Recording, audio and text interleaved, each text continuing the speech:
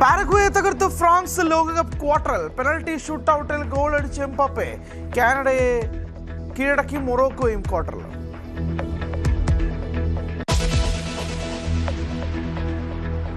വടക്കൻ ജില്ലകളിൽ മഴ കനക്കും. ഇന്ന് കണ്ണൂരും കാസർഗോഡും യെല്ലോ അലർട്ട്. മഴ ശക്തമായതോടെ അടിമാലി ലക്ഷംവീട് കോളനിയിൽ വീണ്ടും മണ്ണിടിച്ചിൽ ഭീഷണി. പഞ്ചായത്ത് ഓഫീസിന് മുന്നിൽ നാട്ടുകാരുടെ സമരം.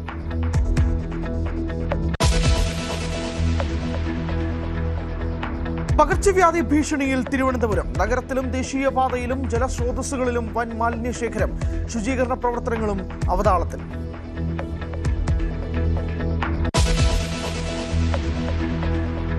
സാമ്പത്തിക ക്രമക്കേട് ആരോപണങ്ങളിൽ കുടുങ്ങി താരസംഘടന അമ്മ. അദാനി ഗ്രൂപ്പിന്റെ പേരിലും ഉയർന്ന വിവാദങ്ങളും പ്രതിസന്ധി.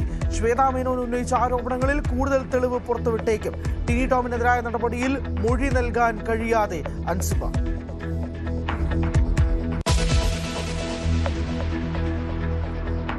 ഇടുക്കി പൂപ്പാറ കയ്യേറ്റത്തിൽ കടുത്ത നടപടികളിലേക്ക് റവന്യൂ വകുപ്പ്. 7 ദിവസത്തിനകം ഭൂമി ഒഴിയണമെന്ന് നിർദ്ദേശം.